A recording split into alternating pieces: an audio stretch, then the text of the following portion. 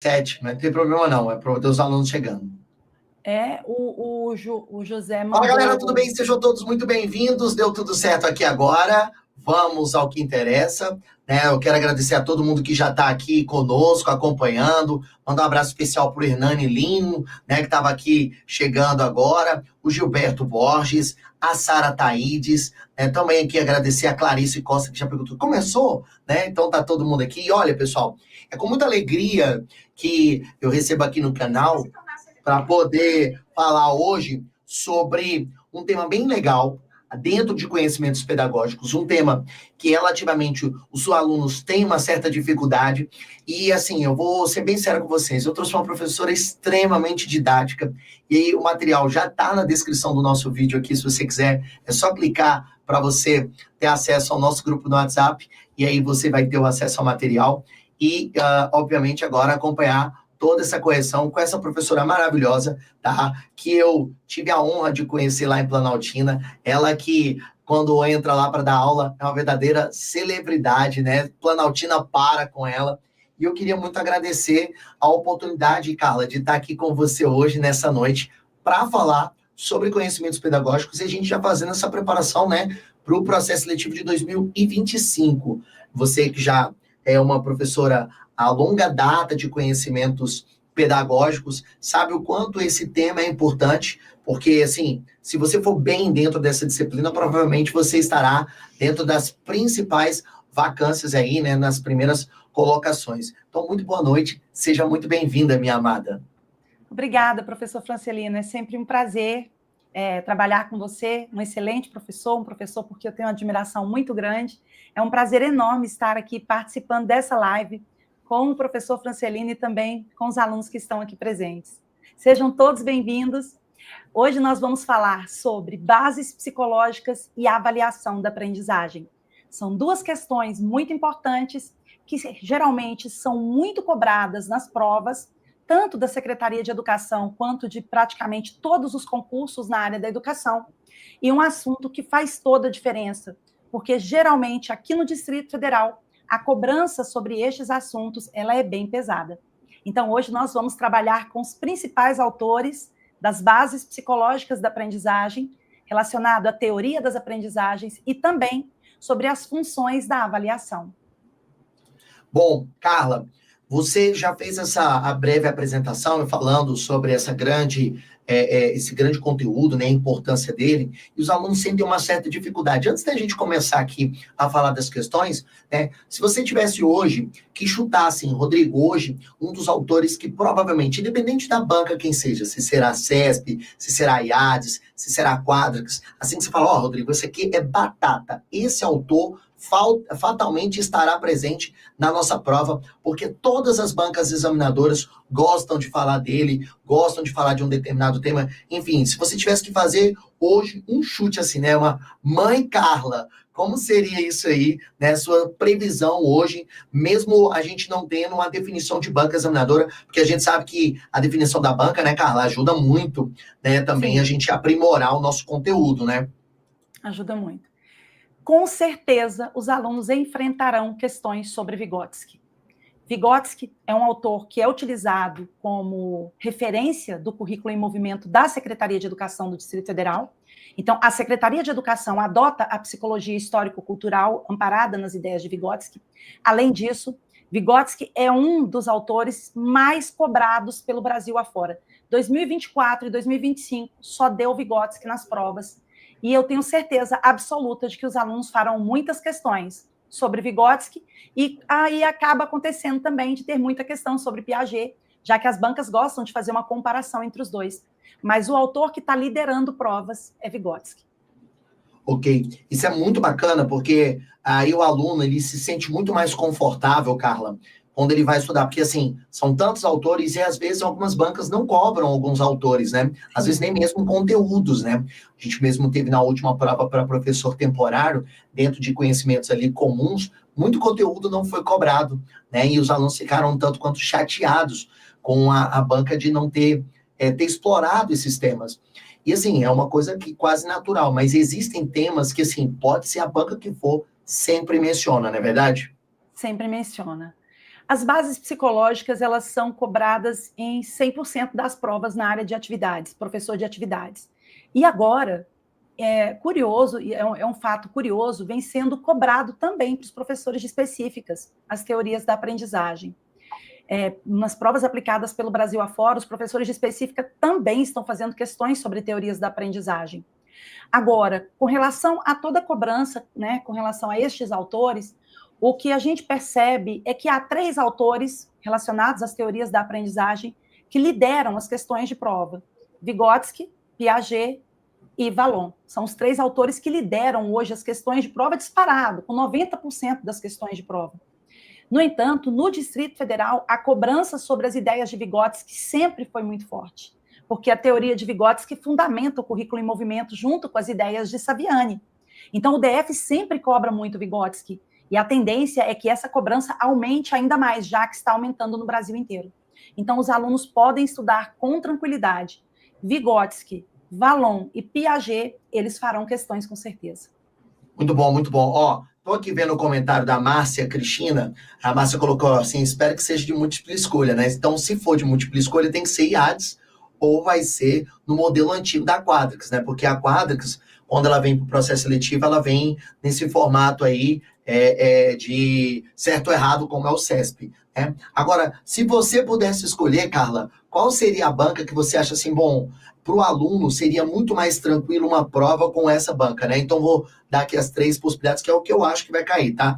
Ou será Quadrix, ou será IADS, ou será CESP. Se fosse para você, assim, para a professora Carla, qual você acha que para o aluno seria mais confortável? Olha, depois da experiência do ano de 2021, com aquela prova muito ruim da Quadrix, 2021, a Quadrix aplicou uma prova que não dava para entender, de fato, o que ela estava examinando. A prova faltou qualidade técnica, na minha opinião pessoal. A IADS, no ano de 2023, eu pensei que ela fosse nos surpreender com uma prova, né, de excelente qualidade. E, de fato, a prova estava boa. No entanto, na fase de correção e de divulgação de gabaritos, a banca também acabou fazendo ali uma salada, anulando questões e trocando muitos gabaritos, gerou uma certa insegurança. Hoje, pelo bem dos alunos, acho que eu estou preferindo o CESP, mas, infelizmente, a gente é coerente. O CESP, ele cobra exatamente o que está no edital e ele não fica mudando todas as respostas. É coerente. É isso. Sim, dá mais segurança. Os alunos tremem quando fala de CESP, mas diante das experiências que nós já tivemos, eu também hoje opto por CESP também. A banca Quadrix, ela vinha acertando bem, mas aí chegou 2021, ela fez, desculpa a expressão, uma cagada tão grande, né, Carla? Que ali ela se perdeu toda, e aí os alunos ficaram, nossa, foi uma situação tão desgastante para os alunos, que foi desgastante para os professores, foi desgastante para todo mundo, tiraram ela, colocaram IADS. Como você disse, a prova estava muito bem elaborada, mas depois ficou trocando, se perdeu naquilo que ele tinha colocado, ele mesmo, né, o examinador. Então, eu gosto do CESP. Aqui, o que a Márcia colocou assim, ó, misericórdia. Olha, aquela prova de 2021 foi tão fora da lógica. Vou te contar um fato, Francisco. Eu acho que eu já te contei isso, inclusive. Você deve ter recebido mensagem dele. Não sei se você se lembra, você deu aula para um aluno chamado Gustavo, lá em Planaltina. Uhum. Ele sentava no cantinho, ele era bem tímido, ficava sempre no cantinho. Ele não perdia uma aula sua. Ele estava sempre presente, era muito participativo nas suas aulas. E ele me mandou mensagem depois. Naquela prova de 2021, esse aluno não passou na prova do contrato. Ele vinha no contrato desde 2016, fez a prova em 2016, 2018. Aí, em 2021, ele não passou no contrato. Olha o quanto aquela prova foi sem lógica. Ele estava lá estudando com a gente. Ele passou em primeiro lugar na UniDF, 6º lugar para professor de atividades, acho que foi 9º lugar para orientador. Ele passou para o cargo de gestor. Ele passou em um monte de cargo na prova de 2022. Olha o tanto que aquela prova de 2021 foi sem pé nem cabeça.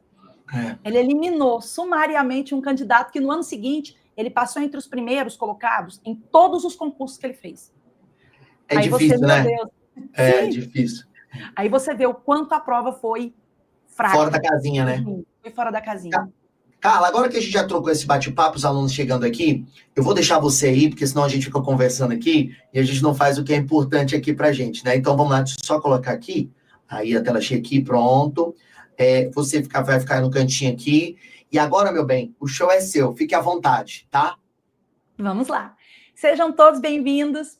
Eu espero que vocês aproveitem muito essa aula de hoje e que, de fato, consigam retirar desta aula conhecimentos que vão fazer a diferença para a sua aprovação no próximo processo seletivo simplificado. O mais provável é que nós teremos prova no próximo semestre.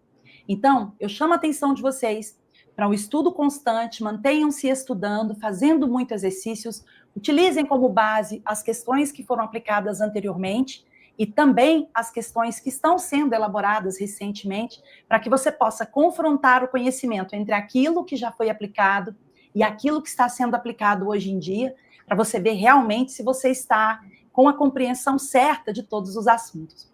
Hoje nós vamos trabalhar com dois temas muito importantes. Vamos falar sobre as teorias da aprendizagem, as bases psicológicas, e também vamos falar um pouco sobre a avaliação. Vamos falar basicamente sobre 3 funções da avaliação, que são as 3 funções mais cobradas nas questões de prova. Então, vamos lá?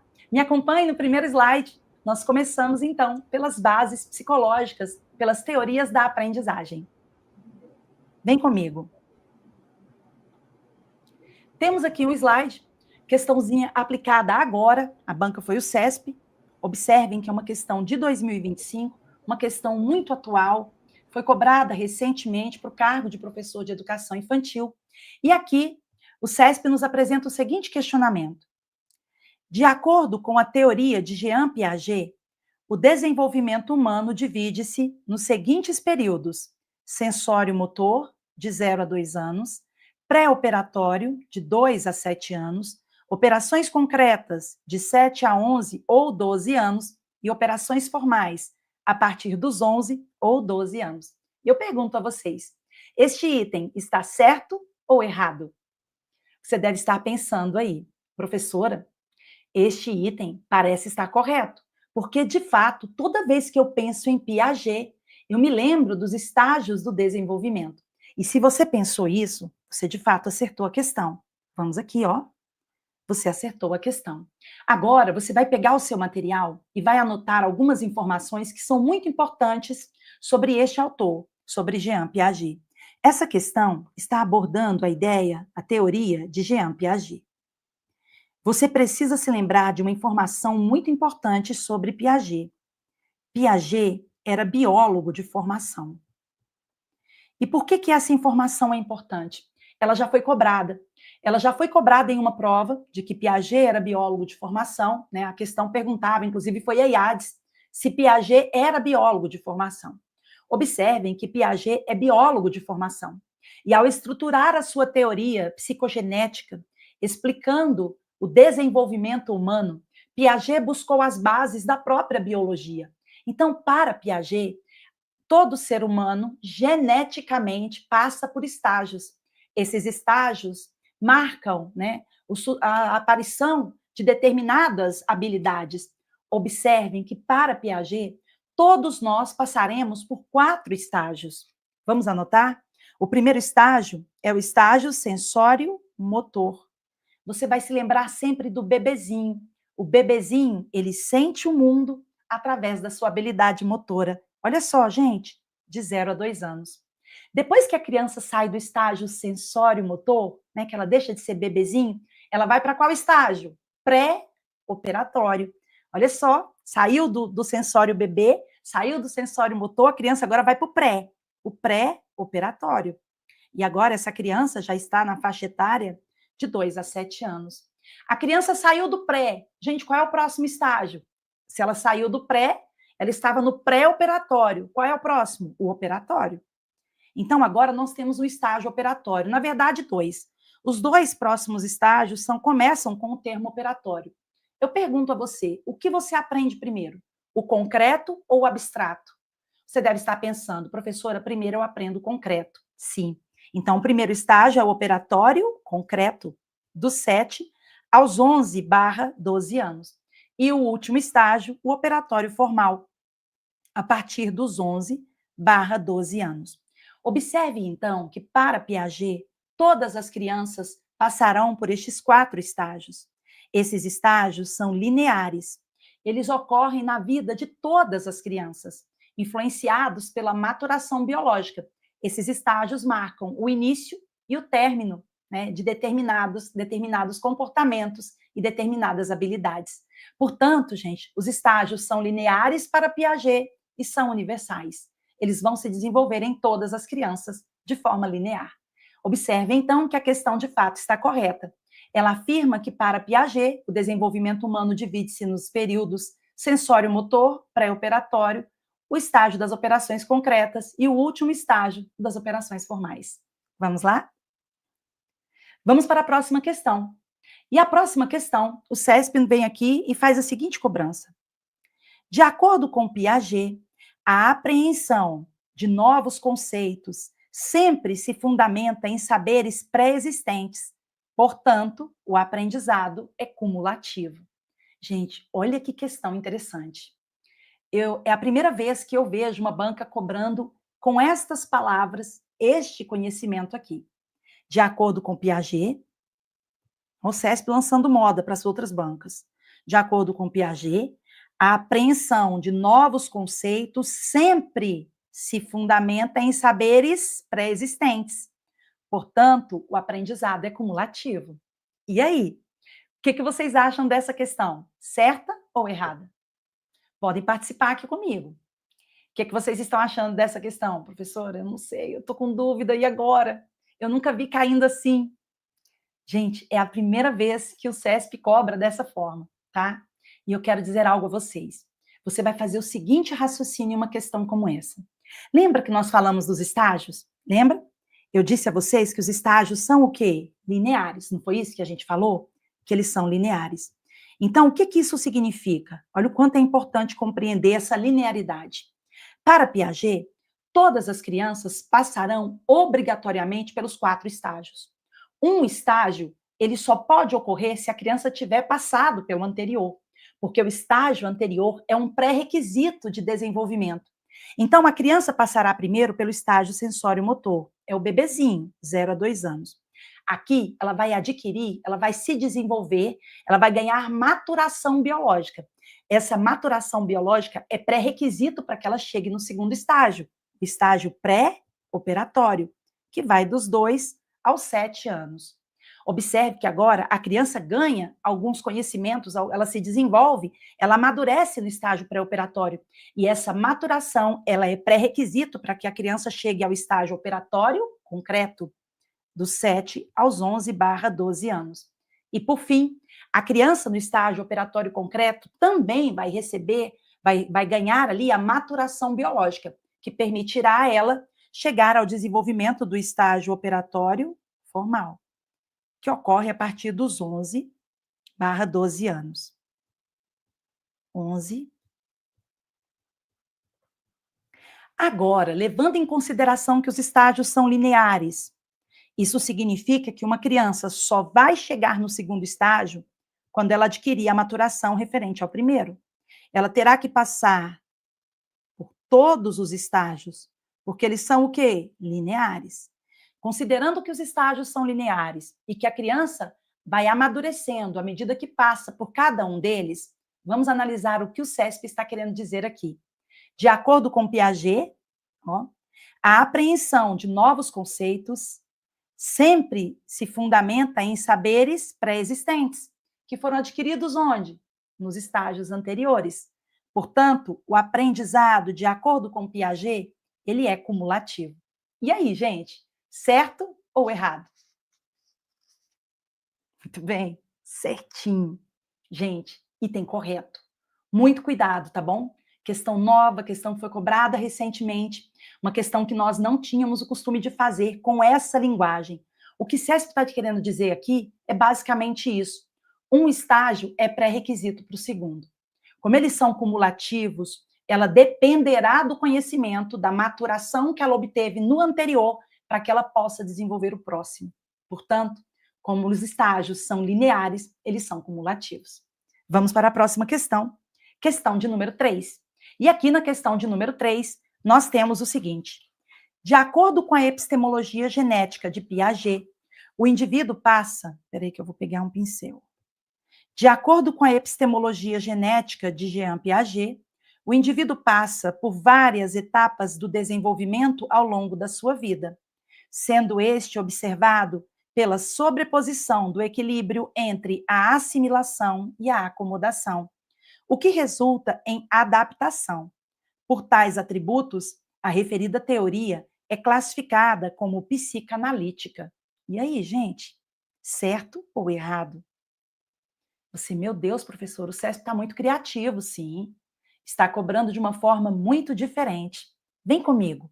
Olha só, me acompanhe aqui. De acordo com a epistemologia genética de Jean Piaget, o indivíduo passa por várias etapas de desenvolvimento ao longo da sua vida. Você se lembra? Ele passa por quantas? Por 4, não é mesmo? Ele passa pelo estágio sensório-motor, vamos lá, pré-operatório, operatório ainda não, pré-operatório, operatório concreto e operatório formal. Nós temos aqui os 4 estágios do desenvolvimento. Antes de avançar na questão, eu quero te mostrar uma curiosidade. Você vai encontrar questões falando da idade de 0 a 2, 2 a 7, 7 a 11/12 e a partir de 12. Mas você ainda encontra questões, tá, gente? Falando de 2 a 6, 0 a 2, 2 a 6, 7 a 11 e a partir de 11. Não fique preso, tá, gente? Só na idade do estágio. Não fique preso apenas na idade. Porque pode acontecer das bancas cobrarem com uma pequena alteração, principalmente no segundo e no terceiro estágio. Agora vamos lá. Agora vamos analisar as ideias de Piaget. De acordo com a epistemologia genética, o indivíduo passa por várias etapas do desenvolvimento ao longo da sua vida? Passa. Para Piaget, todos nós passamos por estes estágios do desenvolvimento. Eles são lineares, você não pode se esquecer, devem ser obrigatoriamente seguidos linearmente. Não tem como uma criança passar do primeiro para o terceiro, não tem como. Ela passará por todos eles linearmente. Então, a criança vai passar linearmente por todos eles. Para Piaget, eles também são universais. Qualquer criança vai passar por eles, qualquer uma. Independentemente do que ocorra, da mediação da cultura, todas as crianças passarão pelos 4 estágios. Então, observem que, para Piaget, o indivíduo passa por várias etapas do desenvolvimento ao longo da sua vida, sendo este observado pela sobreposição do equilíbrio entre a assimilação e a acomodação. Para Piaget, a nossa aprendizagem ela ocorre por sucessivos processos de desequilibração. Quando nós nos deparamos com algo novo, algo que você ainda não conhece, algo diferente, você entra em estado de desequilíbrio. Você deve, então, a partir da desequilibração, assimilar as novas informações, aquilo que é novo para você, acomodar este conhecimento junto com as estruturas cognitivas que você já possui, organizando, então, as suas estruturas cognitivas, para que você retorne ao estado de equilibração. Ou seja, para que você se adapte àquele novo conhecimento. Então, nós vamos passar por sucessivos estados, né, sucessivos processos de assimilação e acomodação. E eles, de fato, resultam em quê? Resultam em adaptação. Agora, observe que a questão continua finalizando da seguinte forma. Por tais atributos, por tudo isso, a referida teoria, a teoria de Piaget, nós estamos falando da teoria de Jean Piaget, é classificada como psicanalítica. E aí, gente? Certo ou errado? A teoria de Jean Piaget é uma teoria psicanalítica? É isso aqui que você tem que pensar. Certo ou errado? Gente, a questão estaria totalmente perfeita. Ela estaria totalmente correta. Se ela afirmasse que essa é uma teoria epistemológica. A teoria de Jean Piaget não é uma teoria psicanalítica, mas sim uma teoria epistemológica. E por que é uma teoria epistemológica? Porque ela busca estudar, compreender o fenômeno do desenvolvimento humano a partir da perspectiva maturacional, genética, biológica. Portanto, a teoria de Piaget, ela é considerada uma teoria epistemológica, é uma epistemologia, é uma epistemologia genética. Ela não é uma teoria psicanalítica. Portanto, o item ficou errado. E ficou errado só por causa desse finalzinho.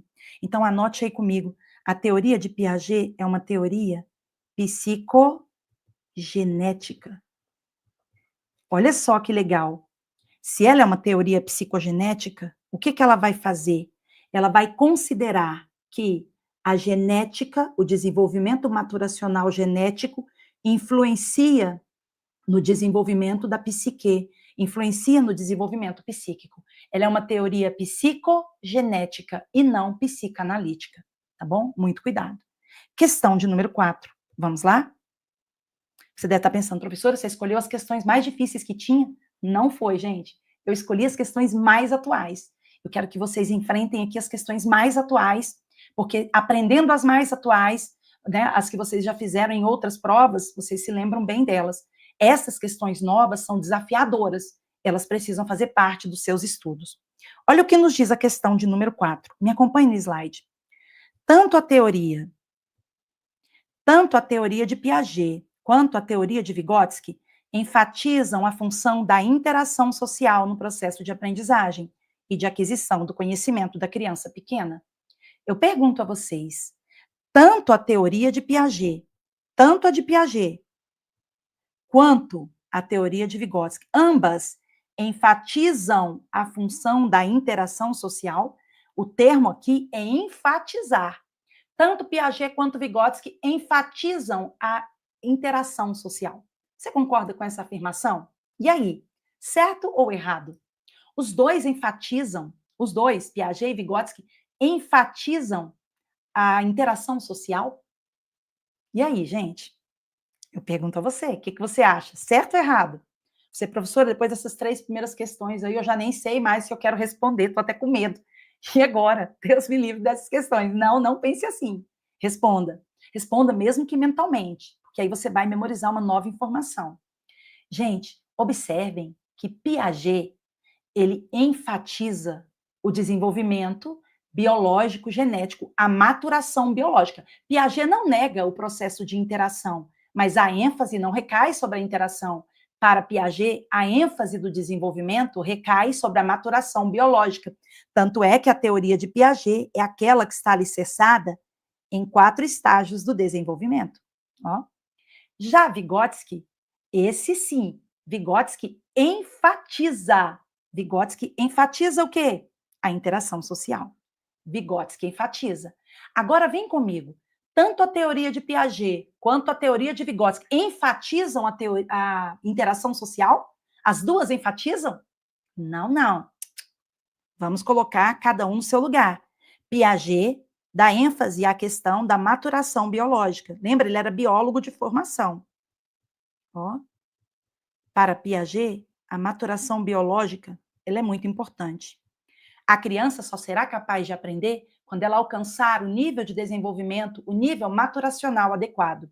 Já Vygotsky, opa, esse sim. Já Vygotsky, ó, enfatiza o que vocês estão vendo aqui nessa imagem? A interação social. Vygotsky, você vai anotar aí, ele é um sócio interacionista. E nós vamos falar sobre ele a partir da próxima questão.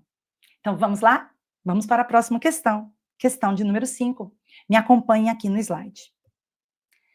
De acordo com o pensamento vigotskiano, ou seja, de acordo com Vygotsky, um ambiente que favoreça a colaboração e a interação entre as crianças facilita a aquisição de competências e a aprendizagem. E aí? Nós acabamos de falar que Vygotsky é o que mesmo? Um sócio interacionista. Para Vygotsky, como é que um sócio interacionista acredita que a criança aprenda?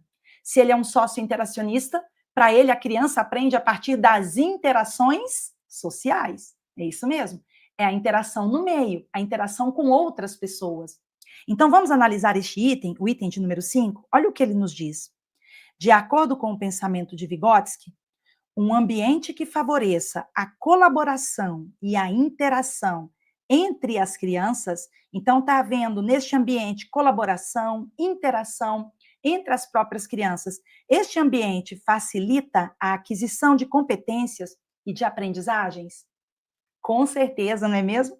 Sim.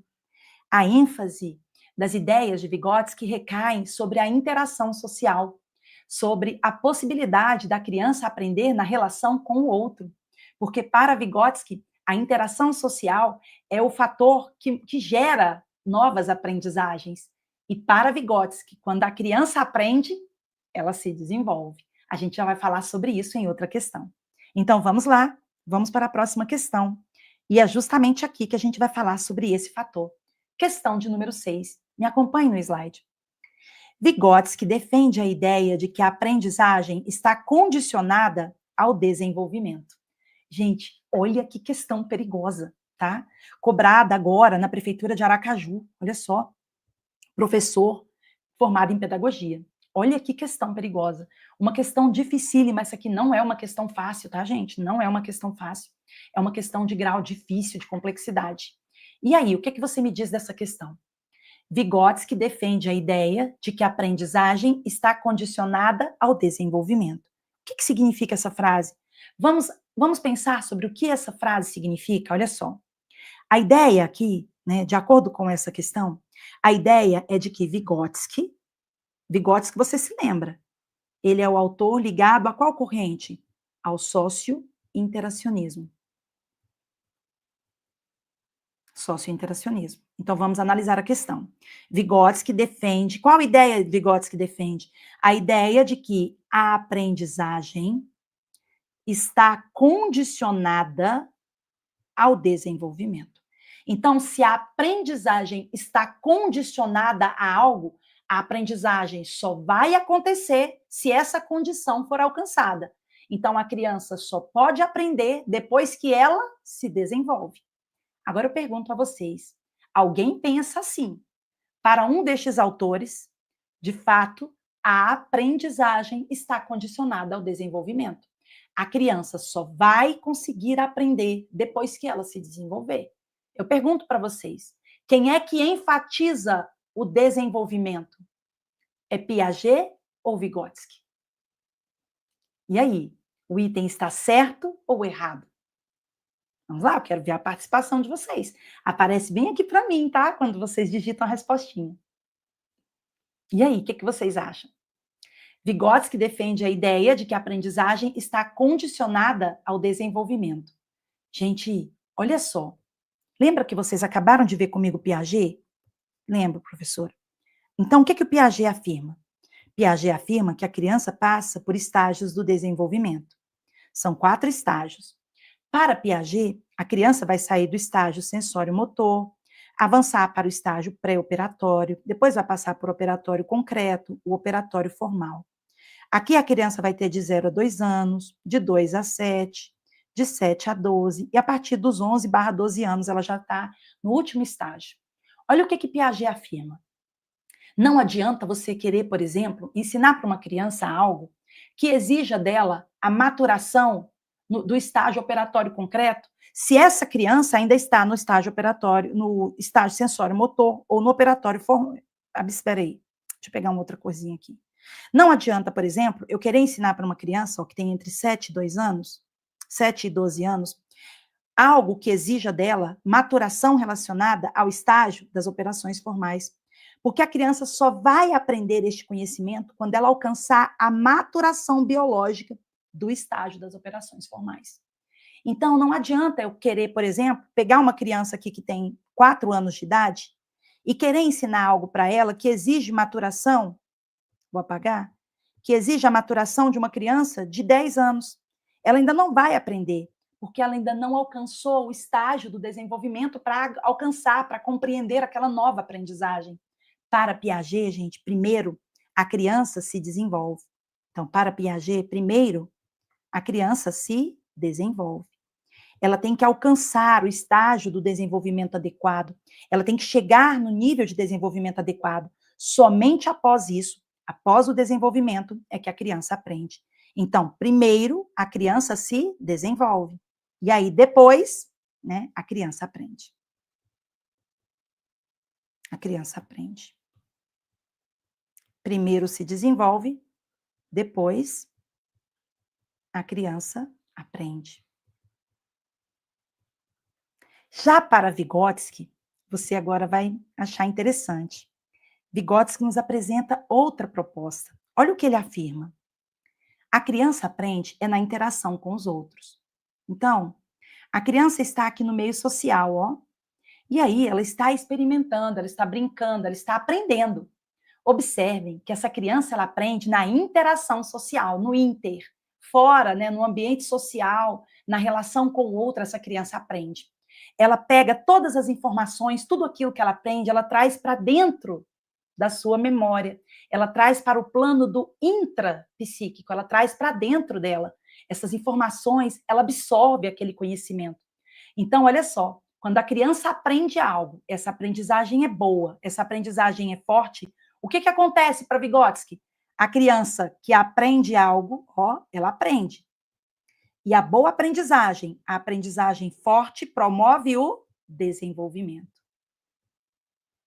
Então, para Vygotsky, nós vamos ter justamente o contrário. Por que, professor, o contrário?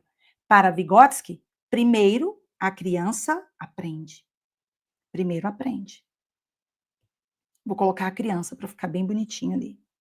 Primeiro, a criança aprende. A criança aprendeu, a aprendizagem é forte, efetiva, agora ela se desenvolve. Depois ela se desenvolve.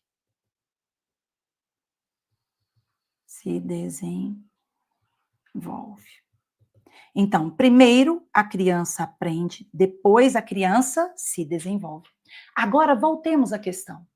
Então, Piaget primeiro se desenvolve, depois aprende. Vygotsky, a criança aprende, aprende no meio, com os outros. A boa aprendizagem, a aprendizagem forte, promove o desenvolvimento. Então, Vygotsky, a criança aprende, consequentemente se desenvolve. Piaget, a criança se desenvolve primeiro, para depois aprender. Memoriza isso, está sendo muito cobrado. Agora, voltemos à questão. Olha só o que nos diz. Vygotsky defende a ideia de que a aprendizagem está condicionada ao desenvolvimento. Então, para Vygotsky, a aprendizagem só vai acontecer depois que a criança se desenvolve? Nada disso. Para Vygotsky, a criança aprende e a boa aprendizagem promove o desenvolvimento. Portanto, item errado, item muito perigoso aqui aplicado pelo CESP. Vamos para a próxima questão. Questão de número 7. Olha o que essa questão aqui nos afirma. Vamos lá? Vygotsky recomenda que a escola valorize o conhecimento prévio da criança antes de ensinar determinado conteúdo. E aí, gente? Certo ou errado? Vygotsky recomenda que a escola valorize o conhecimento prévio, o conhecimento que a criança já possui, antes de ensinar um determinado conteúdo? Certo ou errado? Vygotsky nos apresenta uma teoria muito interessante. As ideias de Vygotsky, elas estão alicerçadas nas ideias do materialismo histórico dialético de Karl Marx. Então, para Vygotsky, toda criança, ela sabe alguma coisa. Ela tem um conhecimento que é histórico e é social. É do seu próprio meio histórico social, da sua própria convivência sociocultural. Quando a criança chega na escola, ela já sabe alguma coisa. Ela sabe ou não sabe? Sabe. Toda criança já sabe alguma coisa quando ela chega para a gente na escola.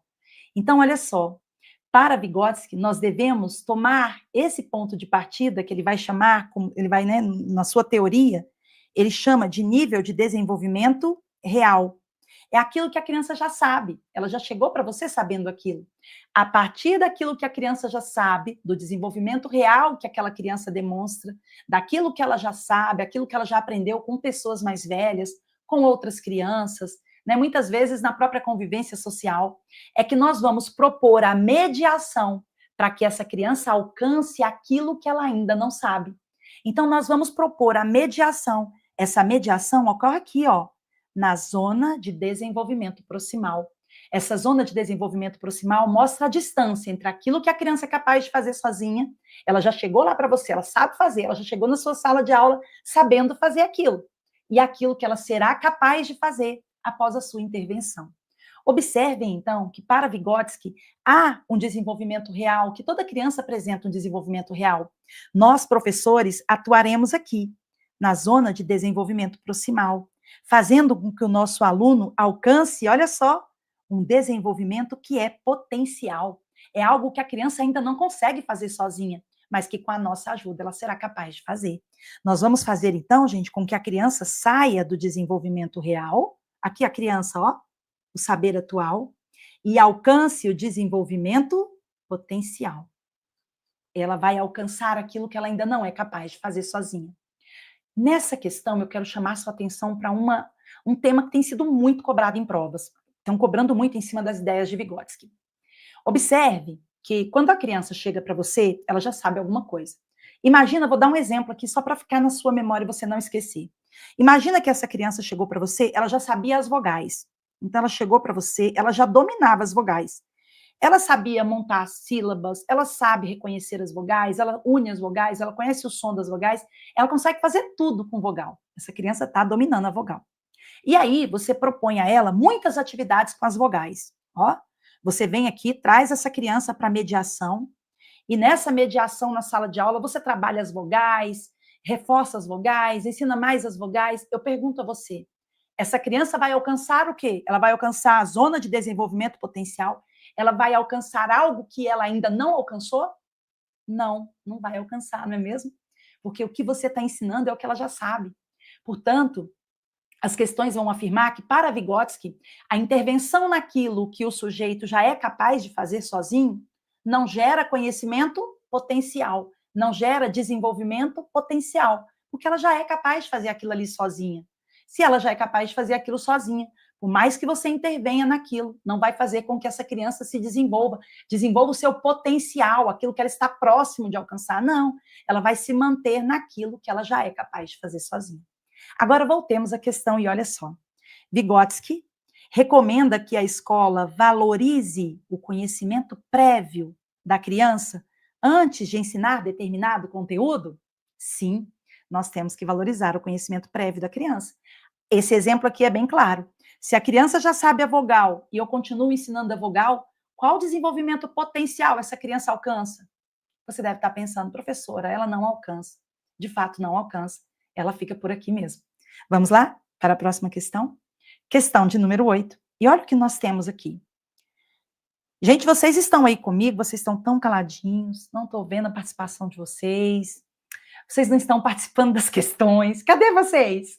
Aqui eu não consigo ver. Eu não consigo ver, porque eu só vejo o slide e só. Mas vocês têm que participar. Vamos lá, participem comigo. Eles estão um pouco calados aí, Carla, mas eu acredito que eles estão calados mais anotando tudo aí do que necessariamente tímidos, né? Porque até eu fiz aqui um comentário aqui, porque a sua aula, eu tô aqui assistindo tudo, e é aquele negócio mesmo.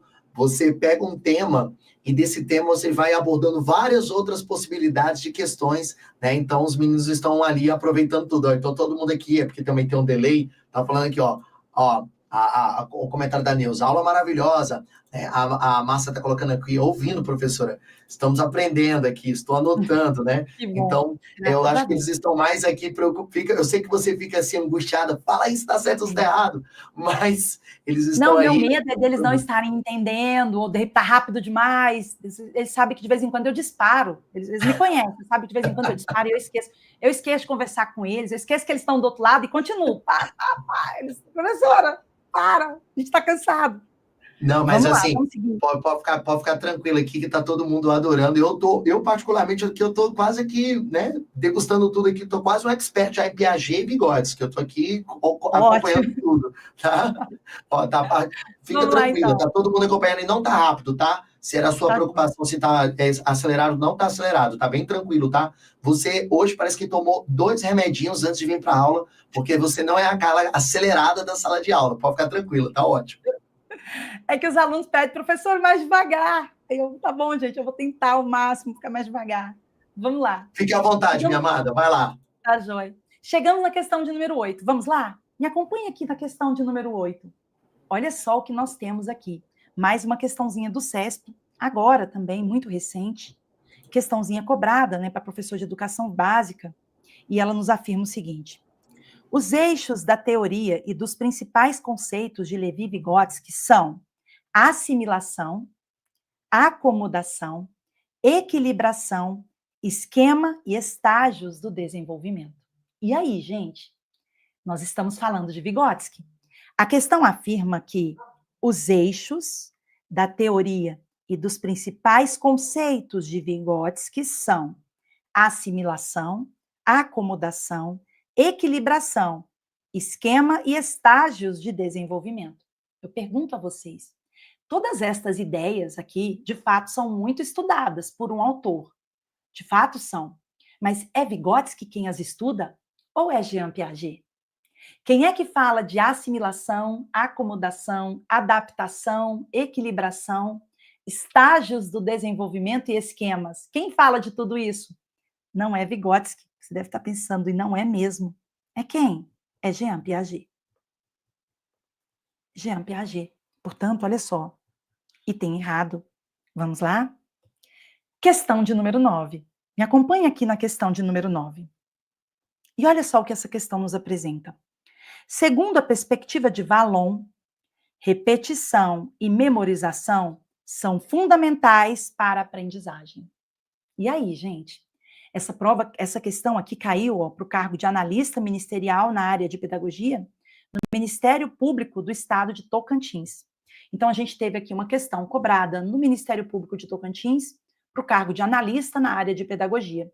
E a banca, né, CESP, ela está sempre cobrando muito estes três autores, Piaget, Vygotsky e Vallon. Ela veio aqui com uma questão sobre Vallon. A primeira coisa que eu quero que você memorize, toda vez que aparecer Vallon para você, você vai pegar a letrinha W do nome de Vallon e você vai transformar num coraçãozinho. Olha só, nós vamos transformar a letra W do nome de Vallon em um coraçãozinho. Olha só o que a gente vai fazer, nós vamos até pintar. Para quê, professora?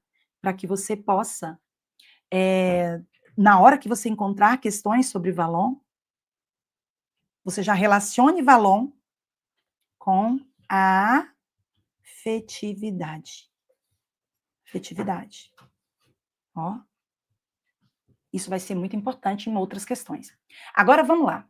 Segundo a perspectiva de Vallon, eu já relaciono Vallon com a afetividade, ele falou da importância da afetividade, sim. Segundo Vallon, que foi um autor que trabalhou na linha do cognitivismo. Então, ele é um autor, tá, gente, da corrente do cognitivismo. Ó, vamos relacionar Vallon também com a corrente do cognitivismo. Segundo Vallon, que é um autor cognitivista, ou seja, para Vallon, deve-se estudar os processos internos, aqueles que acontecem dentro da mente humana, os processos cognitivos. Vallon é um psicólogo da linha, né, do cognitivismo. A aula da Carla não dá nem para tomar água. Desse modelo, acelerada. Então, vamos lá. Vallon, realmente, ele traz essa perspectiva cognitivista. Ele nos apresenta essa ideia de que nós devemos valorizar a cognição, os processos que acontecem dentro da mente humana. E Vallon é um autor ligado à afetividade. Vallon vai afirmar que, além do desenvolvimento cognitivo, do desenvolvimento psicomotor, a criança também precisa ter o desenvolvimento afetivo, o desenvolvimento da afetividade. Então, Vallon faz uma relação entre desenvolvimento cognitivo, afetivo, psicomotor e social. Nós vamos falar sobre isso nas próximas questões. Agora, vamos lá. Segundo a perspectiva de Vallon, que é um autor da linha do cognitivismo, é um autor que valoriza a afetividade, repetição e memorização são fundamentais para a aprendizagem? Eu pergunto a você, um autor da linha do cognitivismo, que valoriza a afetividade, ele vai enfatizar repetição e memorização? Não, não vai não. Qual autor da linha da psicologia que enfatiza, que dá ênfase à repetição e à memorização? Existe um. Vamos anotar? Quem é ele? Skinner. Skinner. Para Skinner, tá, gente? De fato, repetição e memorização são muito importantes.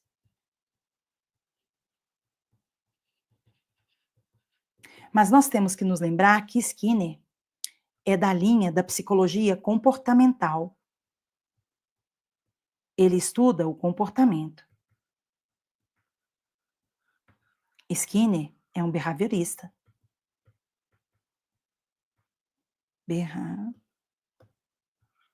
Vamos lá. Portanto, a ênfase no comportamento, a ênfase na repetição e na memorização, ela recai na teoria de Skinner e não na teoria de Vallon. Portanto, olha só, e tem errado. Vallon não enfatiza memorização e repetição. Vamos para a próxima questão. Questão de número 10. Agora você vai entender muito sobre Vallon. Agora você vai ver o que realmente Vallon enfatiza. Quais são as ideias de Henri Vallon. Então, vem comigo. Vamos pegar aqui uma marca-texto. Na perspectiva valoniana, o desenvolvimento é um processo dinâmico, com oscilações e conflitos. E aí, gente, certo ou errado? Na perspectiva de Vallon, o desenvolvimento é um processo dinâmico, com oscilações e conflitos? Ou o desenvolvimento para Vallon, ele é linear? Será que ele é dinâmico ou ele é linear? Será que para Vallon o desenvolvimento passa por oscilações e conflitos? Como seria o desenvolvimento para Vallon? Vallon é um autor muito interessante. Vallon nos apresenta uma teoria, né, da psicogênese da pessoa completa, uma ideia de que a formação da pessoa como um todo, ela não ocorre apenas no campo do desenvolvimento maturacional biológico e nem apenas na relação social, na relação mediada, né, pelo social, na relação com o outro, mas sim reunindo-se todos estes aspectos. Observem, então, que para Vallon, as crianças, de fato, passam por estágios do desenvolvimento. Vallon tem estágio do desenvolvimento? Tem. Vamos anotar os estágios de Vallon? Anotem aí comigo, ó. Nós temos o estágio impulsivo emocional. Vou colocar aqui, gente, um I e um M, tá? E um E, tá bom? Impulsivo emocional. E aí você vai anotar de 0 a 1 ano. Nós temos o estágio sensório, motor e projetivo. Sensório, motor e projetivo. E aí você vai anotar de 1 a 3 anos. Nós temos o estágio do personalismo, de 3 a 6 anos. Nós temos o estágio categorial, dos 6 aos 11 anos. E aqui nós temos a puberdade, ou adolescência. Às vezes você vai encontrar como puberdade, em alguns lugares vai encontrar como adolescência, tá? Puberdade. E aí você vai colocar aqui, ó, a partir dos 11 anos. Então, para Vallon, a criança passa por estágios. São 5 estágios. No entanto, olha só o que Vallon afirma. Esses estágios não são lineares. Eles não são lineares. Sabe por quê?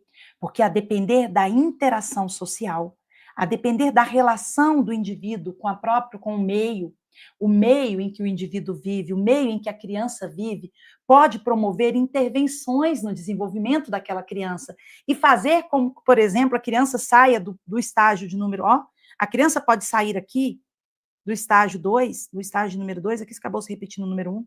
Suponhamos que a criança saia do segundo estágio, ela foi tão estimulada no meio social, no meio cultural, que essa criança avança para o estágio de número 4, para o estágio categorial. Observe que para Vallon, os estágios, eles não são lineares, eles não vão seguir uma linha da mesma forma que ocorre para Piaget, porque para Vallon, a influência do meio, a influência do ambiente social pode promover desequilíbrios lá dentro dos estágios do desenvolvimento, pode promover oscilações dentro dos estágios do desenvolvimento. E é exatamente isso que a questão está dizendo. Olha o que ela diz. Na perspectiva de Vallon, o desenvolvimento é um processo que dinâmico, com oscilações, passa por oscilações? Sim. E conflitos? Também. O conflito entre o antigo e o novo, o conflito que se dá, né, na mudança de estágios. De fato, ele é dinâmico e passa por conflitos. Questão número 10, questão correta. Vamos para a questão de número 11, vamos lá? Olha o que nos diz a questão. Henri Vallon valoriza os campos funcionais das emoções, do movimento, da inteligência e da construção do eu como pessoa. E aí, certo ou errado? Vocês viram muito sobre Vallon comigo. Vallon, você já pega a letrinha do nome dele, para você não errar nenhuma questão de prova, e transforma em quê? Num coraçãozinho. Porque Vallon, gente, ele falou algo muito importante. Em uma época em que vários estudiosos analisavam a cognição humana, Vallon trouxe o aspecto da afetividade, ele trouxe a discussão em torno da afetividade. Portanto, Vallon acaba dando ênfase à afetividade, à importância que as emoções têm no processo de desenvolvimento e aprendizagem. Então, olha só, Henri Vallon valoriza os campos funcionais das emoções? Sim. Do movimento? Sim. Da inteligência, ou seja, do desenvolvimento cognitivo? Sim. E da construção do eu como pessoa, já que nós nos construímos como pessoa nas nossas relações com o meio, né, com o nosso meio sociocultural. Olha, observem, então, que para Vallon, a formação do indivíduo como todo, a pessoa completa, essa formação não ocorre apenas na dimensão afetiva, não ocorre apenas na dimensão cognitiva, psicomotora, e nem apenas na dimensão social, mas ela deve ocorrer em todas as dimensões. E tem correto. Vamos para a próxima questão. Questão de número 12. E o que nós temos aqui?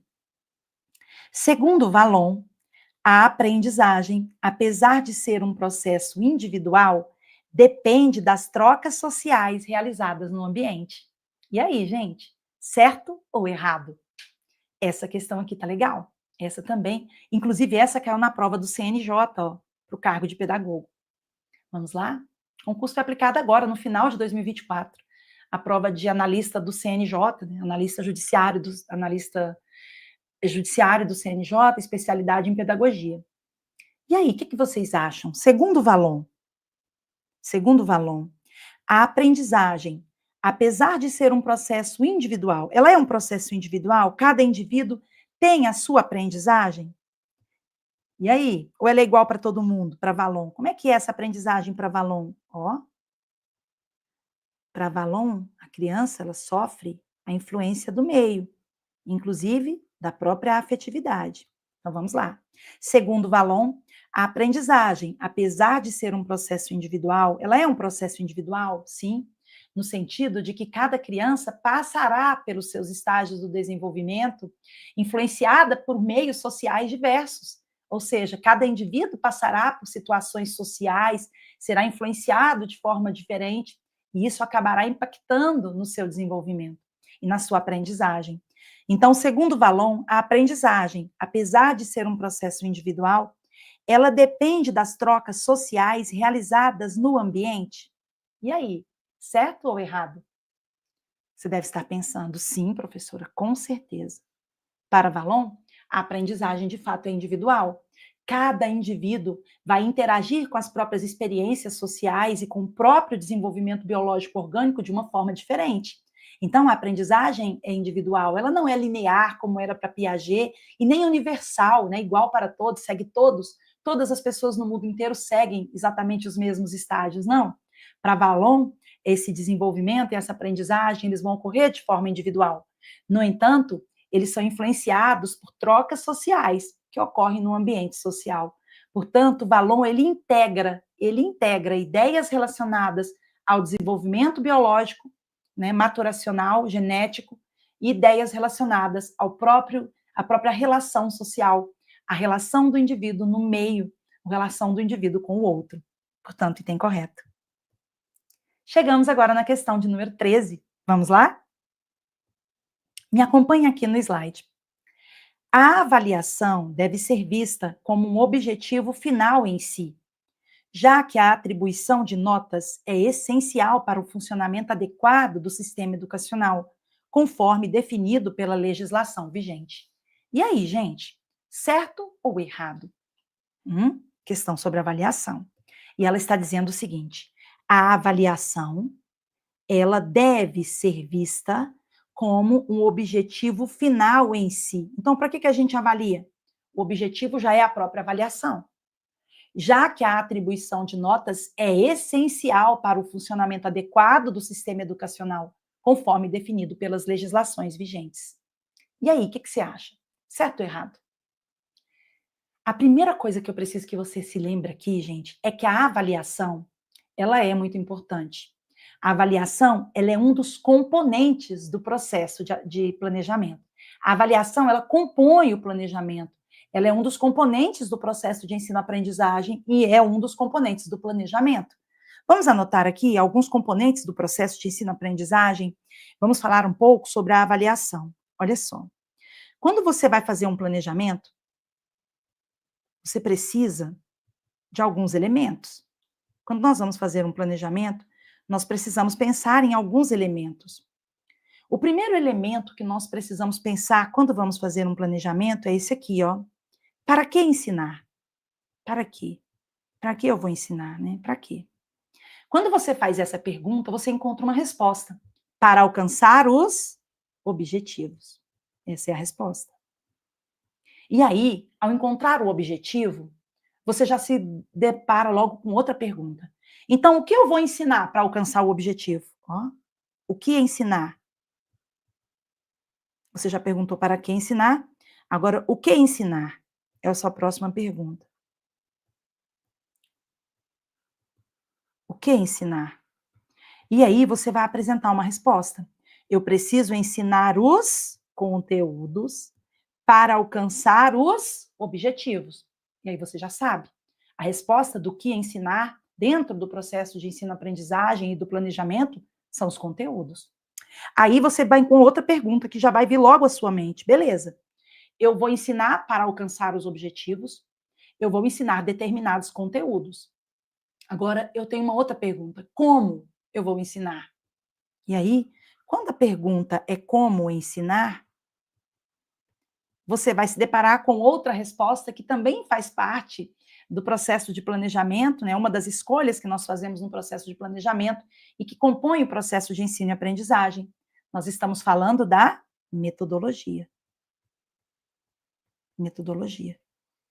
Agora, eu pergunto a vocês, onde é que a avaliação entra? Ela entra aqui. Ela vai entrar aqui, ó. Como saber se o objetivo foi alcançado? Olha só. Como saber se o objetivo foi alcançado?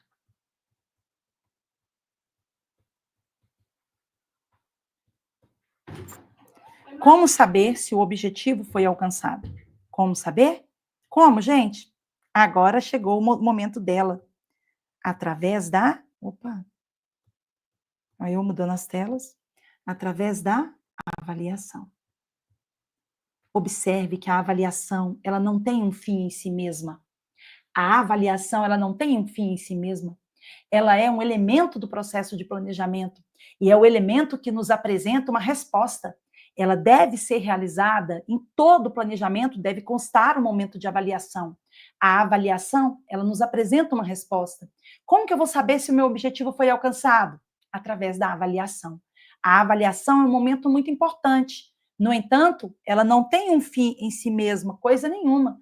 Ela, na verdade, qual é a finalidade da avaliação?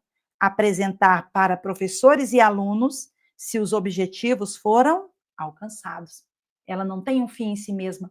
A finalidade da avaliação é mostrar, tanto para o professor quanto para o aluno, o alcance dos objetivos. Portanto, uma colega já escreveu aqui. Elisete, você acertou. Este item está errado. Vamos para a próxima questão? Questão de número 14. Me acompanhe aqui no slide. E olha o que nós temos.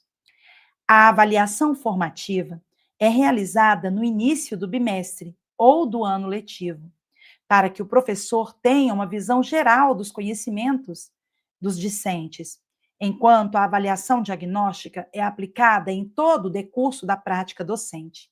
E aí, gente? O CESP aqui cobrou essa questão de professor de história. E ele afirma o seguinte: ele está falando de dois tipos de avaliação. Ele está falando da avaliação formativa, que ele afirma que é realizada no início do bimestre ou no início do ano letivo, para que o professor tenha uma visão geral dos conhecimentos dos discentes. Quem são os discentes? Os alunos. O CESP adora trocar para nos confundir na prova. Você já puxa logo uma setinha. Discente é aluno. Então, a avaliação formativa é realizada no início do bimestre ou do ano letivo, para que o professor tenha uma visão geral dos conhecimentos dos alunos, enquanto a avaliação diagnóstica é aplicada em todo o decurso da prática docente. Certo ou errado? Você deve estar pensando, professora, eu estou achando que o CESP inverteu a ordem. E, de fato, ele inverteu. E o que faz com que você pense assim? Olha só, a avaliação diagnóstica, o próprio nome dela já nos ajuda. Ela quer que você faça o quê? Um diagnóstico. Então, antes de começar o ano letivo, antes de começar o bimestre, antes de começar um novo assunto, de repente você está lá no quarto bimestre, mas antes de começar um novo assunto, você quer fazer um diagnóstico. Você pode fazer um diagnóstico em qualquer momento? Pode.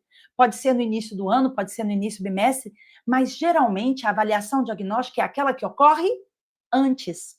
Já a avaliação formativa, ela tem como principal característica acompanhar o processo. Ela é uma avaliação que ocorre quando? Durante o processo, para que você possa, ao longo do processo, trazer informações tanto para você sobre o processo, quanto para os alunos.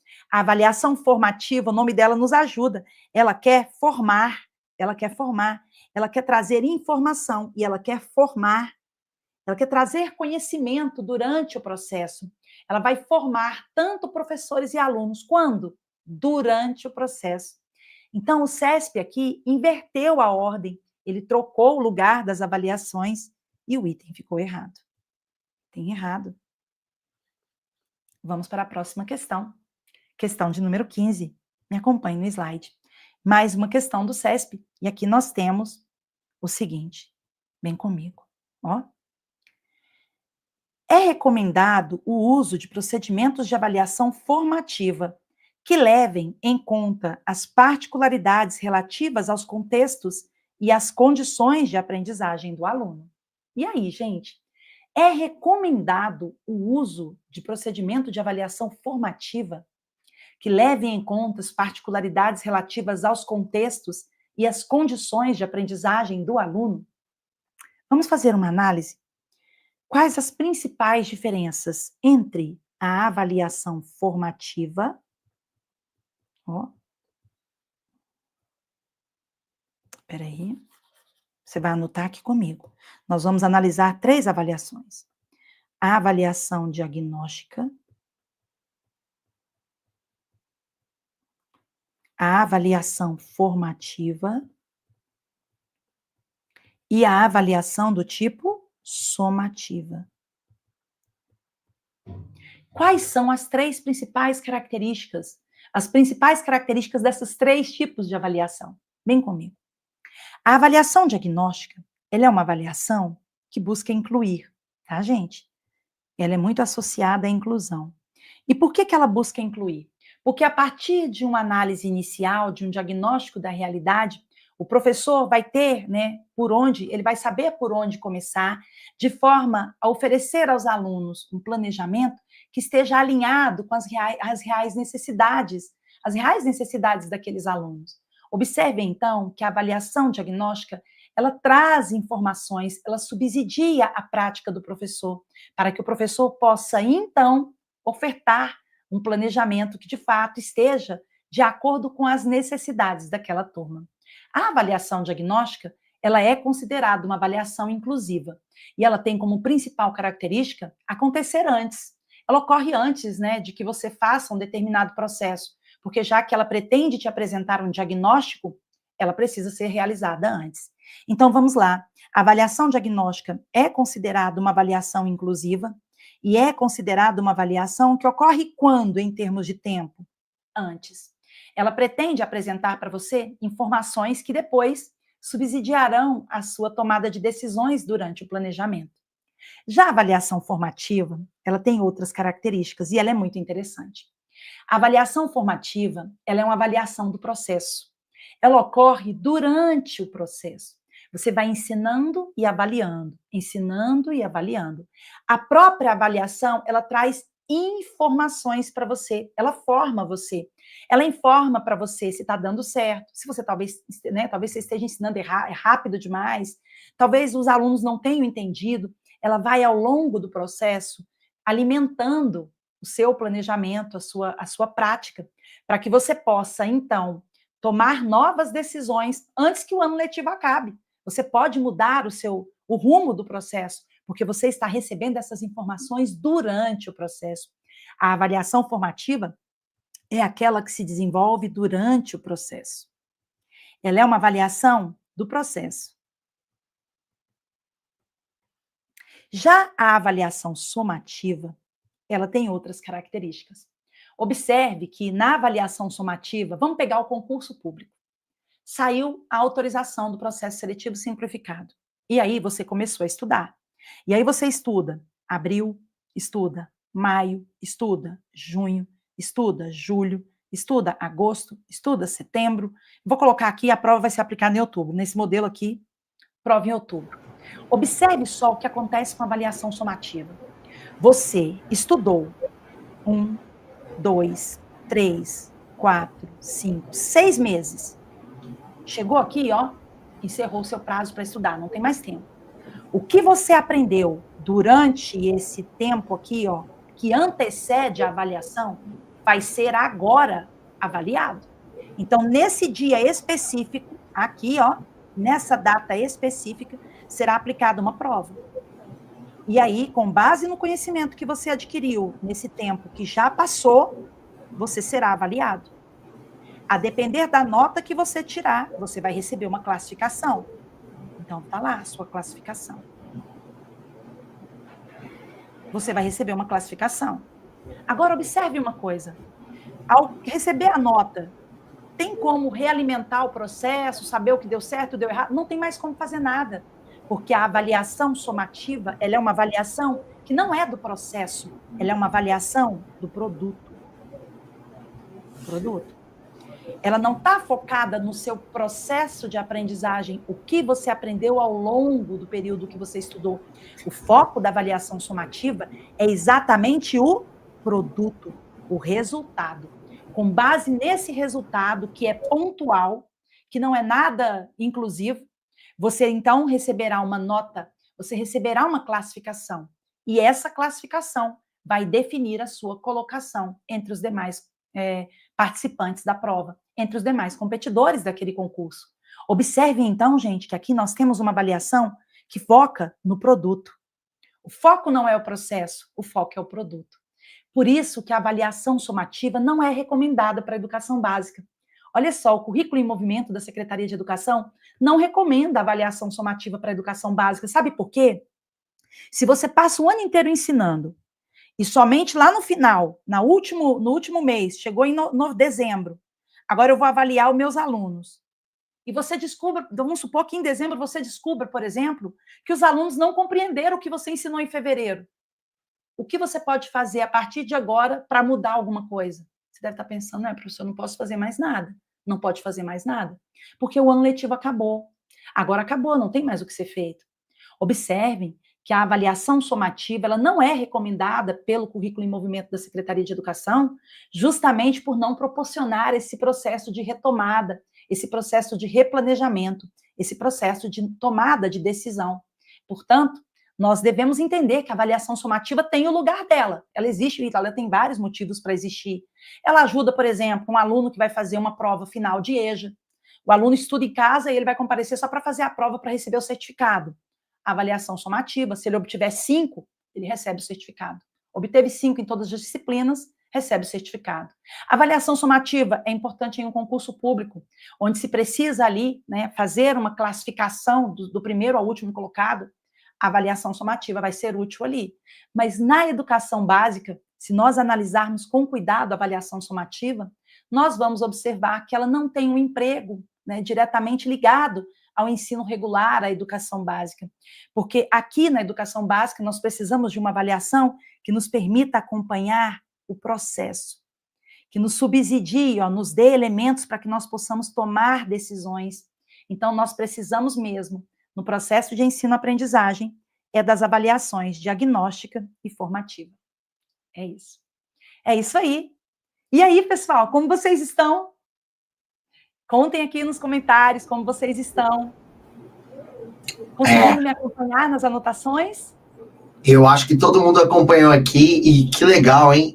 Carla, essa última aqui, você falando que não pode ser aplicado para educação básica, avaliação somativa, agora eu consegui entender uma coisa para as crianças que eu nunca tinha parado para visualizar, obviamente, porque não tenho conhecimento que vocês possuem, né?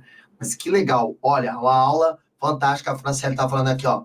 Que aula top, né? Obrigada. Todos os alunos aqui ficaram elogiando bastante aqui, né? Fizeram bastante elogios, né? A Márcia está dizendo aqui, ó, amei a aula e anotei, né? A Elisete está falando aqui, ó, maravilhosa demais, né? Aí é chovendo molhado, né? A Lili colocando aqui top, né? O Ronaldo, aula top. Então, assim, a gente dispensa comentários sobre a sua aula, né?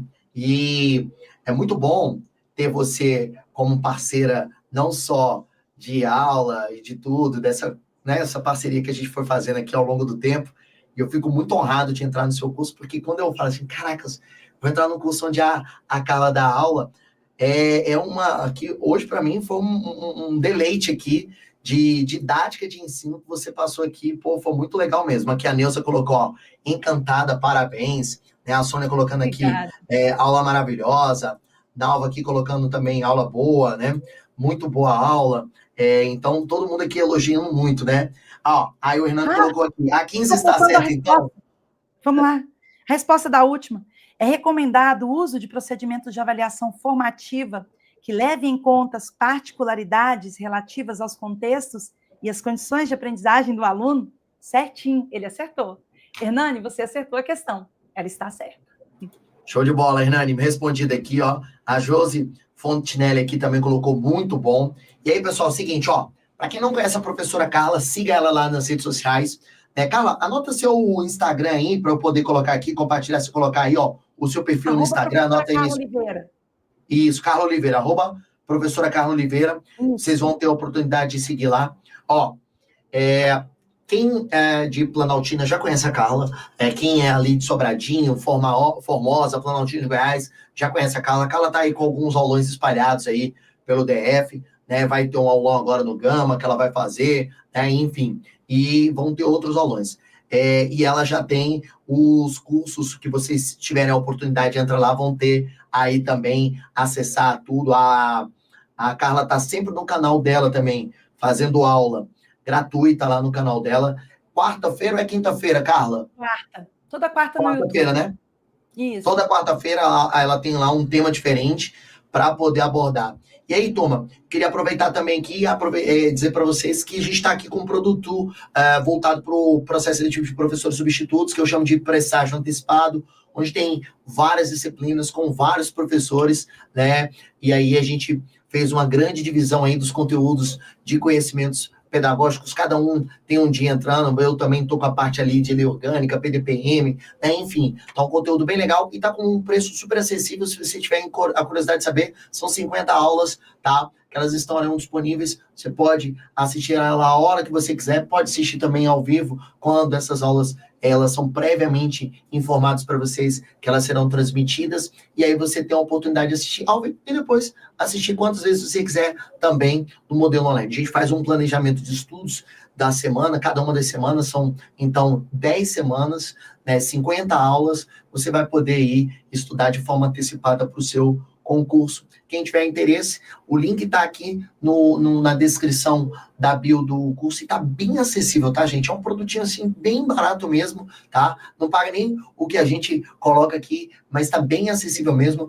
Se eu não me engano, R$ 97,00, mas esse valor vai só até o dia 1º de abril. Então, 1º de maio, perdão, de 1º de abril já é dia da mentira. Se você quiser ir, assine já. Esse curso é um curso online que está disponível para vocês. Carla, você também tá com aulão para que dia lá no Gama, que eu me esqueci? Qual é o dia? Tem um dia lá que você vai estar no Gama presencialmente? Vou estar no Gama dia 10 de maio, no sábado, dia 10. Dia das Mães, né? Quer dizer, um dia antes do Dia das Mães, não é isso? Um dia antes do Dia das Mães?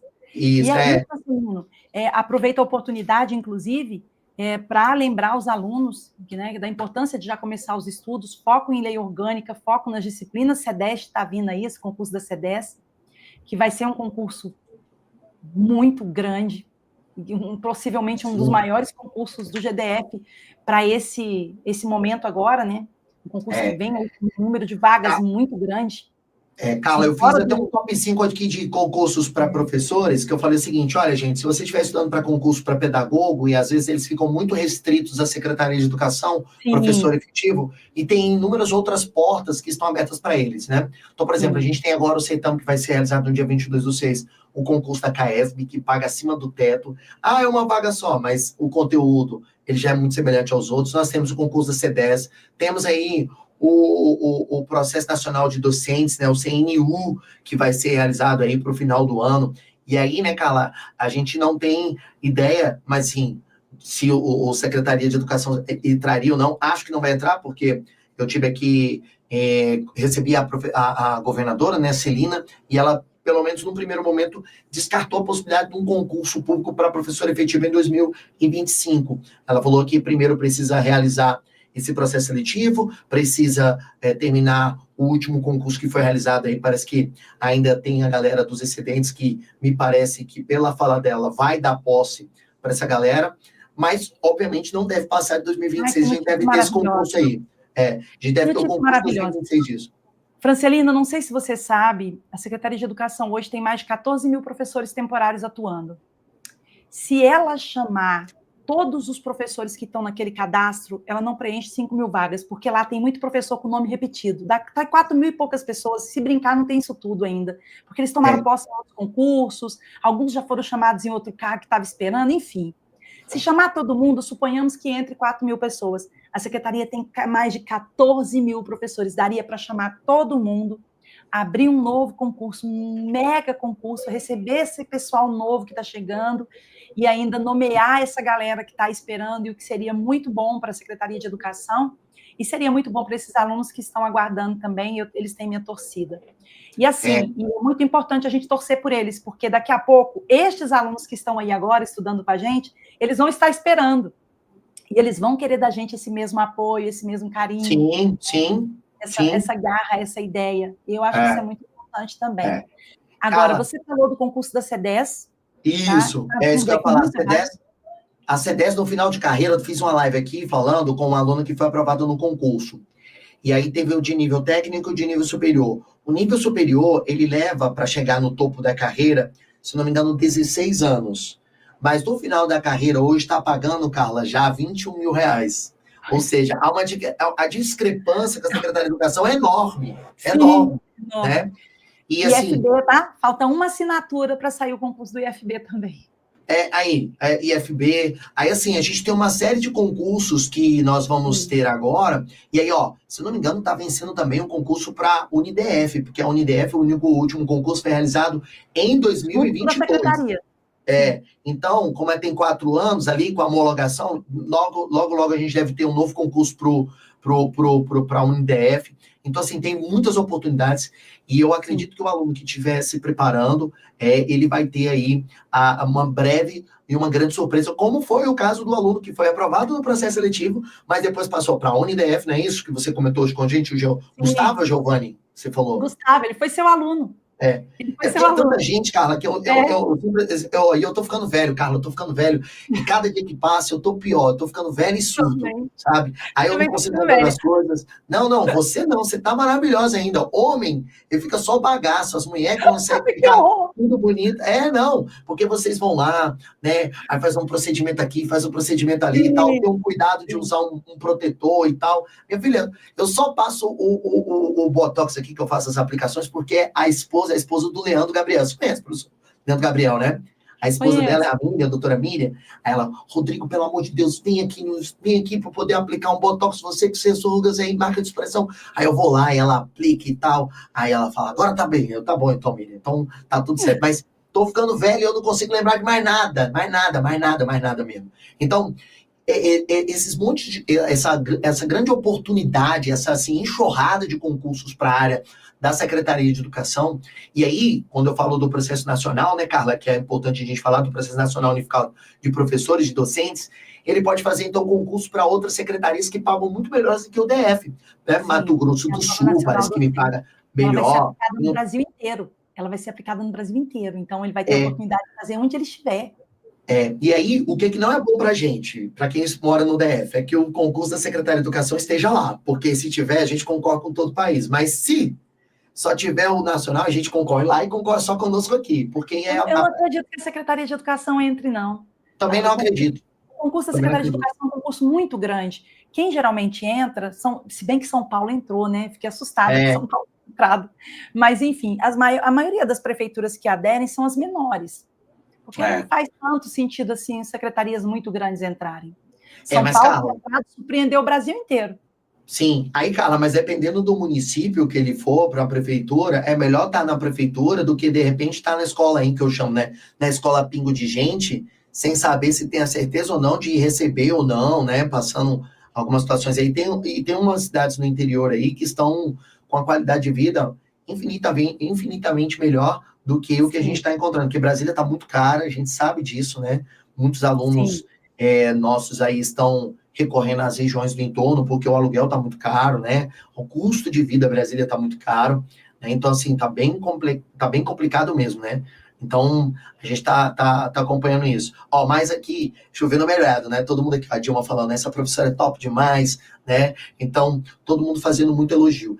Essa aula, turma, ela vai, então, compor o que eu tô falando para vocês aí do presságio antecipado, porém, eu vou deixar ela disponível aqui, tá? Por um períodozinho de 48 horas. Então, se você não conseguir assistir, quiser depois assistir, mesmo que você não seja aluno, não tem problema, vai ter a oportunidade de conhecer a professora Carla, ver aí a qualidade dessa aula. Foram 15 questões, ela fez assim uma enxurrada de conhecimento, fazendo links com inúmeros outros conteúdos. Então, eu achei extremamente produtivo, uma aula aqui de 15 questões, mas que fatalmente ela resolveria aí 30, 40 questões se fosse só para responder verdadeiro ou falso, né, que não é a intenção da gente. Então, tá aqui. Você tem a oportunidade de conhecer a professora Carla. Eu já estive em outros lugares com ela. Sempre que eu vou, eu sempre falo, ó, se você não conhece a Carla, leva a Carla aí para poder conhecer, né? Então ela já tem saído aí, o pessoal de Planaltina até fica meio bem, ó, você tá tirando a professora daqui, levando para Ceilândia, levando para outros lugares, mas porque, cara, é uma professora com a qualidade,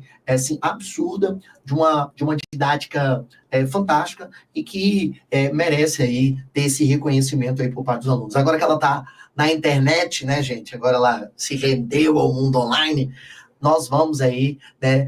Planaltina que se prepara, porque vai perder, no caso assim, vai ter que dividir, perder não, mas vai ter que dividir a professora aí com inúmeros outros alunos do nosso país. E eu fico muito feliz, viu, Carla, por você estar empolgada, tá super aí feliz, trabalhando no seu curso online, trabalhando muito nas suas aulas ainda. Então, e o que você, obviamente, precisar do seu companheiro aqui para trabalhar, estamos aí juntos, né? Então, pode sempre contar comigo. eu agradeço imensamente a parceria, Francelina, é sempre um prazer. É isso. Bom, Carla, nós estamos agora com 8h50, 10 para as 9. Terminamos o nosso conteúdo. Te agradeço, agradecer a todos os alunos que participaram agora. Quer acrescentar alguma coisa, falar alguma coisa, falar de alguma coisa? Fique à vontade, meu bem. Aí a oportunidade é tua. Os alunos, eu tenho recebido muitas mensagens de alunos muito preocupados, com medo do processo seletivo acontecer rápido, com medo de ser uma banca ruim. E eu tenho dito muito isso a todos os alunos. Comece a estudar agora, essa é uma excelente oportunidade, vocês estão tendo aqui com o professor Francelino. E estude com tranquilidade, não deixe para a última hora, porque independentemente da banca, se você começar agora, você vai chegar tranquilo para fazer a prova. É o contrário de quem geralmente deixa para espera edital, espera a banca e dá aquele desespero, aí no dia da prova a pessoa ela já está totalmente desesperada e realmente acaba perdendo, né, a oportunidade de fazer uma boa prova. Então E é a isso, gente comece observa com isso, né, Carla? tranquilidade. Sim. A gente observa isso na sala de aula, por exemplo, lá no seu curso, né? Você está com a turma lá presencial. Quando a gente vai, você percebe que o aluno, como a gente está estudando de forma antecipada, ele está muito mais tranquilo, ele está mais Ah, leve, ele sim, recebe a informação de uma forma muito mais. Ele sabe que o sim. conteúdo é pesado, mas ele está, digamos assim, sereno para recebimento da Quando sai o informação. edital, Francelina, eles vão revisar. Eles vão É, revisar a diferença. Né? aí aquele aluno que não estudou contigo antes, ele chega lá e a gente já percebe que ele é um aluno que não estava antes. Por quê? Porque ele sempre está afobado, ele está preocupado, nervoso, porque ele fica nervoso, que ele começa aqui a pensar assim, poxa, Não será vai que eu dar vou ficar tempo. fora desse processo seletivo, né? Como é que eu vou ficar, né? Sim. E o nervosismo é uma das coisas que mais atrapalha os alunos. Excelentes alunos, às vezes, vão para as provas e acabam não tendo bons resultados porque ficam muito nervosos. E o nervosismo é um fator preocupante em provas. Então, a preparação com antecedência é a preparação que realmente faz isso, sabe? Vira esse jogo. Coloca o aluno com calma para na frente da prova, leva o aluno com qualidade para a prova e os resultados vêm. Quando o aluno vai tranquilo, os resultados vêm. É isso, fiquem com Deus, que Deus esteja com todos vocês, que Jesus e Nossa Senhora os abençoe tá, ricamente. Obrigada pelo convite, professor Francelino. É uma honra participar das suas atividades, assim como é uma honra recebê-lo lá em Planaltina. Um grande Vamos abraço a ver todos lá. vocês. Viu? Fiquem com Deus.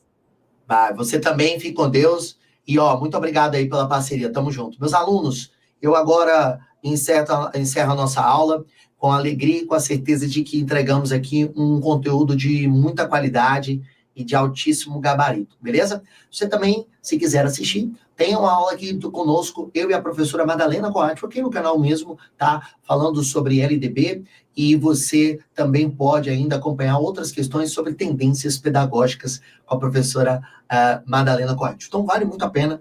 Depois é só dar uma olhadinha aqui, nós temos uma playlist voltada para a Secretaria de Educação, na qual você pode aí acompanhar essas aulas.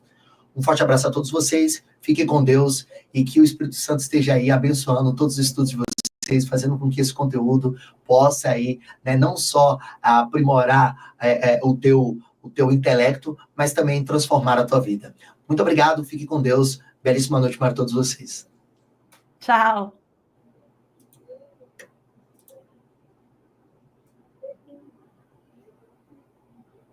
Prontinho, eu acho que...